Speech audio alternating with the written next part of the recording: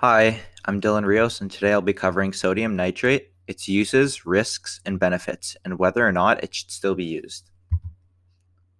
Before we can address any cause for concern for this substance, let's talk about what it even is.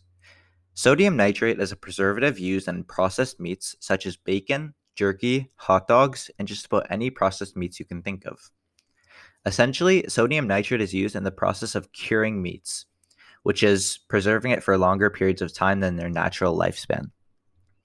Sodium nitrate creates a distinct flavor, is responsible for controlling lipid oxidation, and is an antimicrobial.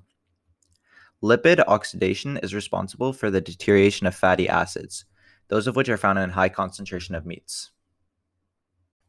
Now that we know what sodium nitrate is and what it is used for, let's discuss its potential health hazards and cause for concern previously mentioned. Although not a carcinogen itself, sodium nitrate and sodium nitrite both have been linked to causing carcinogenic effects by means of reacting with acids in the body and digestive system.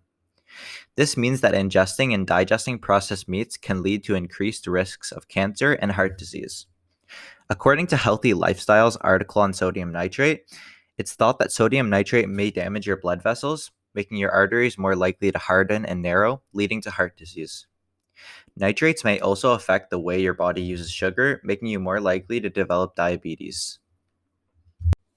Despite the negative effects, if managed correctly, you can reduce the risks of sodium nitrate entirely by balancing your diet.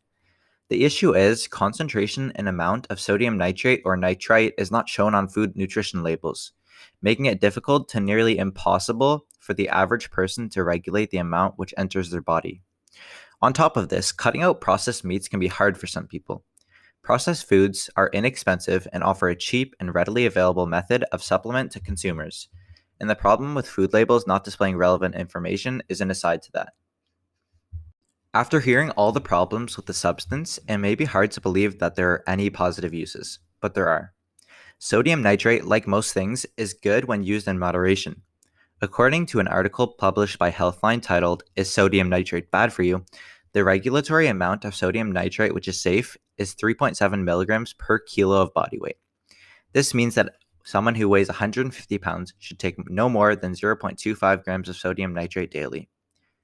Sodium nitrate was also found to have uses in the field of medicine. Researchers at the New England Journal of Medicine found that, quote, dietary supplements of inorganic nitrate can reduce blood pressure. Essentially, this means that sodium nitrate, in a sense, has uses in supplements which counteract its own effects.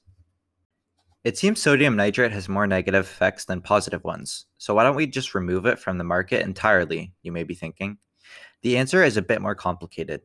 Although it's odd to bring up economics in a chemistry class, sodium nitrate and other nitrates responsible for these negative effects have a long-standing history in the field of curing meats. Removing sodium nitrate and other nitrates from the market would result in an economic stir that would affect the processed meat industry as a whole. Of course, it would be best to remove sodium nitrate entirely, but the alteration it would have on the industry makes this change unlikely to come unless an alternative is introduced. Now that I've laid down the concrete facts on the matter, I'll introduce my own opinion and what I think should be done. I believe that sodium nitrate has more cons than pros, and frankly, I think it should be taken out of the processed meat industry entirely. I've discussed why this is not likely to happen, but I think if an alternative is introduced, the industry standard of using sodium nitrate and other nitrates can slowly shift towards the alternative. In my opinion, a good first step would be to educate the public on the effects of sodium nitrate, not to scare them, but rather to inform them of the possible health risks. Along with this, I think that displaying nitrate amounts on food and meat packaging is a good step. In conclusion, sodium nitrate has many positive and negative effects on the body, but has a deep-rooted history in the market that makes it unlikely for it to be removed entirely. Producing an alternative and informing the public by means of food labels and advertisements is one method I think could be used to combat the issue and help the processed meat industry move in a better direction. Here are my citations. Thank you for listening.